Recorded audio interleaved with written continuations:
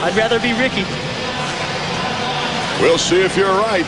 As the cameras zoom in on 4 and number 1, we are set for round number 5 of 250 action. Jeremy McGrath gets the lead, and Carmichael has a difficult start. Jeremy McGrath securing the lead, and right there behind him is number 23 Nick Way and Ezra Lusk. Kevin Windham in 4th. This might be a little bit of a peek into the future of this series. McGrath does what he has to do when he has to do it. This is huge. Look at Carmichael, buried in the pack. If he can even see McGrath pretty soon, I'll be surprised.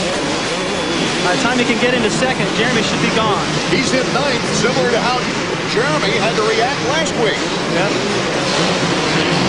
Yeah, roles reverse. See how Ricky can handle this. Fastest guy doesn't always win. So after the first lap, it's Jeremy McGrath coming across first. Ezra Lusk, Kevin Windham battling it out with Nick Way. He wins that battle. Robbie Raynard, number 17, is next on the list. David Milliman, Ron Cotta, and then Ricky Carmichael in 8th. Check out Windham, though. He rode really fast in the heat race, and he's coming from behind right now, so nerves shouldn't be a problem. He'll be able to apply the pressure. The more slippery the track is, the better for him. That could be the key, the condition of the track, as we go through a 20-lap main event. This is where Ricky's got to be real careful. He can clip one of these guys' back tires or misjudge what they're going to do and ruin his whole main event. He looked on the other side of the track to see where Jeremy McGrath was, and Ricky Carmichael is on the move. Coming off that big triple, what a shot. Well, you know Jeremy's out front right now going, yeah, okay, if I can stay out here and Ricky can't get into second, that's big points that he might not be able to make back up. But that's what Ricky was thinking last week, and Jeremy still got up to second. Jeremy McGrath holding that lead by 1.1 seconds, as you see there. Beautiful block pass Ricky put on Billiman right there. He's getting through the pack. The next guy in his sights is Nick Way, who's not up to the challenge, I don't think, in the pace of Carmichael. He should be able to pick him off. Then his next guy would be Windham. This is not like a heat race with just a very few laps. This is a long one where endurance plays a big part. And Jeremy McGrath has to keep up a fast pace with really nobody pressing him right now. Yeah, Ricky told me he thought this could come down to a physical race because the track is so busy. They're approaching after the triple where Jeremy these guys are. This is the easiest part of the track, but the only place to rest. So, yeah, these guys could get tired. He might have a 2-point-second lead right now, but I'll tell you, Ezra Lusk is not that far behind. And look at Kevin. Still with these guys. The longer he can stay right there and see Jeremy that close, the better he's going to feel. He's been making some headway. He's getting in better shape. He's working with a new guy. And he's disappointed with his results, more than you know. He really wants to get up there and prove that he can run with these guys. He needs it for his own confidence and to show everybody, hey, I'm not out there just riding around. I care about this. Ezra Lusk is picking up some room on Jeremy McGrath, the leader. Number 11 on Team Honda. Boy, would he love to get his 3rd victory here in Anaheim. Jeremy really needs to hold these guys off, though, to get those points on Carmichael. Carmichael already up into 4th. Phenomenal so far. Windham's about 3 seconds back, David, but Carmichael is on the move in 4th as well.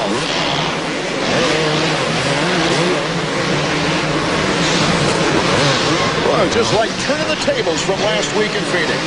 I think Jeremy knew that. He seemed in some interviews and watching him a little bit, he seemed to be a little bit bothered by all the people talking about how great Ricky is. He's going, come on, he's won 2 races. I won 72. Incredible lap just put in by Ricky Carmichael. 55.4. That's the fastest lap so far. He's going to need to keep putting those in to catch this pack. And he's going to use a lot of energy doing that. So when he gets up there, passing him will be a different story if he's got anything left. One of the keys would be more pressure from Lusk and Windham. Jeremy can feel those guys back there, but he's pretty patient. He knows he doesn't need to pull away. He just needs to inch away little by little, break their spirit, make them start thinking about, well, second wouldn't be bad. Next thing you know, they got Carmichael breathing down their neck, and Jeremy's in the clear. Sports Century by calling 1-800-CLASSIC today. Welcome back to EA Sports Supercross presented by Speedstick. Ricky Carmichael, number 4, is getting it on. Jeremy McGrath still the leader in the whoop section. Lusk, number 11, Wyndham, number 14 are close. And Carmichael is looking to make his move on Wyndham. Many times we've seen Carmichael come from way back in motocross, but to pick up so much time on McGrath, wow, this is amazing. Ricky's even taken the long way around this time. That shows some confidence. He's going, yeah, maybe I'll lose a little bit of time here, but I don't want to follow the guy, and I'll just make it back up. Once again getting close, the crowd sensing it. The crowd, I don't think, is watching Jeremy McGrath at all. I think they're watching number 4, Ricky Carmichael. He's come up from 9th place, getting shut off at the start. Carmichael to the inside, but Wyndham gets a good slingshot out of the berm. Now the guys are talking about the track being easy. I don't think it's easy.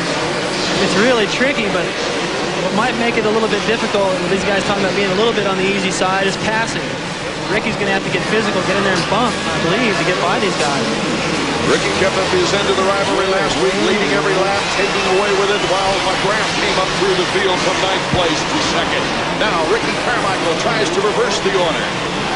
After a slow start, he's moved into 4th. Quicker than McGrath could move up the ranks last week.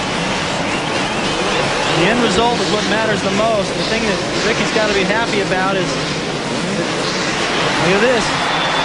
Inside, Carmichael, can he hold it on that slippery surface? Yes. He takes the same outside loop section. Look at it in front. Lusk goes down. Ricky gets around him. Unbelievable. Lusk got another bad break.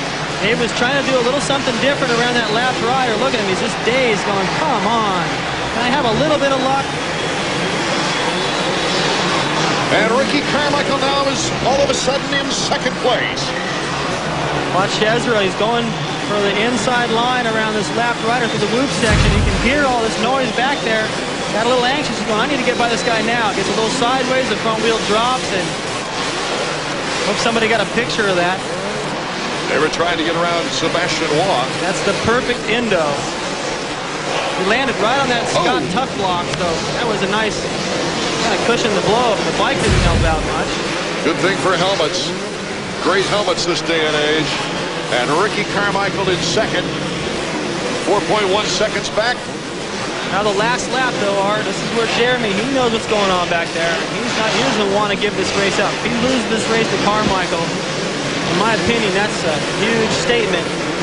Should be a real problem for him in the races to come. And the last lap, Jeremy went 55.6, Carmichael 57.7. So maybe Ricky, yeah, that was a good run to get to here, but getting by Jeremy is another story. The points lead has never been more than 3 separating these two riders. Let's go to Davey. Hey, check it out, you guys. This is Ezra Lusk's back wheel. Yogi's okay. He's actually standing next to me, but check it out. His chain snapped. That's what he says sent him over the handlebars. You don't see a DNF like that very often. Certainly not at that speed in the whoop. Terrible break for Ezra Lusk in the Honda. That's the worst break I saw for Ezra since he got involved with the hay bale cover that one time. Tough lots cover. I don't know what's going on. Something's weird over there, because Ezra just seems to find bad luck, or it finds him.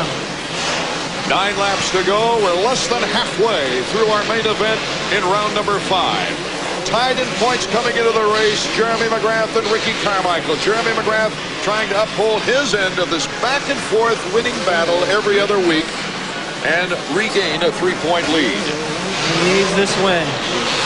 I believe he really needs this win. He knows how important it is.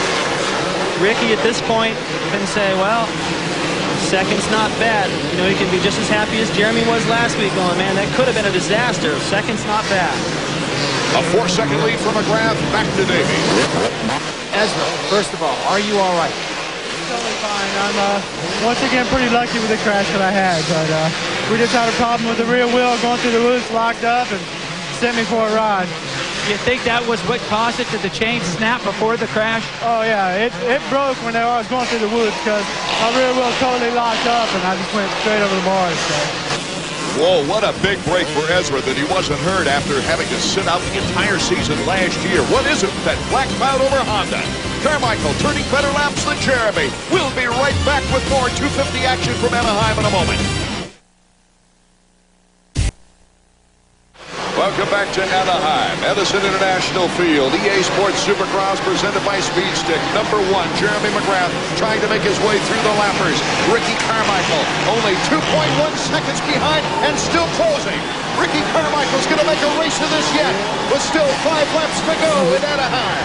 I don't even know how Carmichael's doing this. I'm the analyst. I'm supposed to know this guy is getting away with murder. He's so on the edge. As the bike is just landing in the right spot, and he's not letting go of the throttle. And Jeremy's got to feel it now. Everywhere they go around the stadium, it's like the wave. These people can sense something. This is not over. What's it like down on the track, Davey? I tell you, everyone in the mechanic there is watching Carmichael. He's going through the whoops. You can tell he's just giving himself over to the bike. David, you're trying to figure out who's going faster. He's just completely going for it. He's going to crash or he's going to win. You can see it in his eyes when he comes around. Well, he certainly has proved he's in this rivalry to stay, and he's bouncing through those whoops. Jeremy McGrath is going to have a fight on his hands with 4 laps to go. All right, let me tell you. Oh, McGrath couldn't do the triple. Did not do the triple. Here comes Carmichael, takes the lead. Incredible. Jean-Sebastian Roy, it's bar to bar. McGrath takes it back again.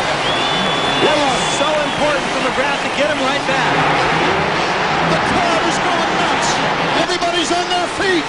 Bar to bar we go again. Carmichael back and forth we go.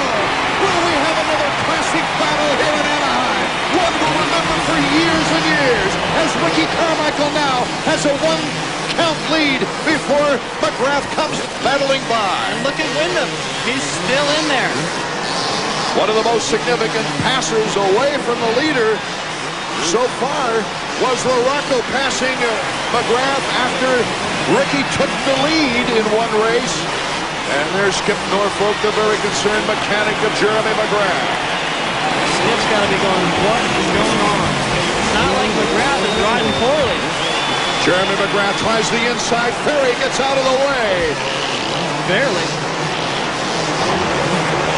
Carmichael, McGrath, Wyndham, 1, 2, 3 with LaRocco in 4th.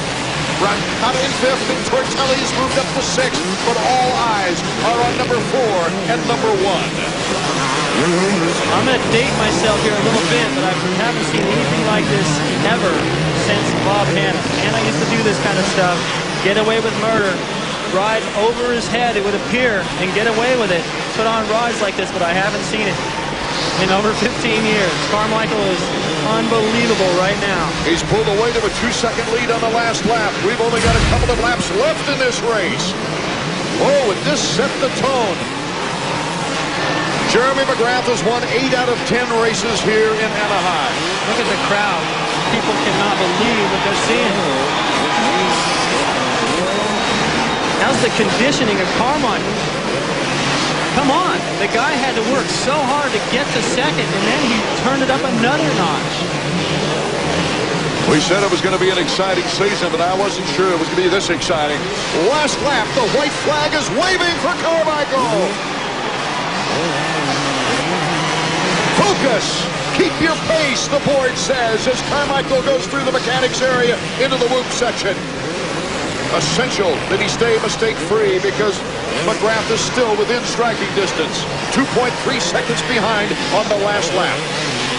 They did their homework over there at Kawasaki. I kept going over there to talk to them, and I couldn't because they were all huddled around the bike, changing the shock, back and forth, back and forth.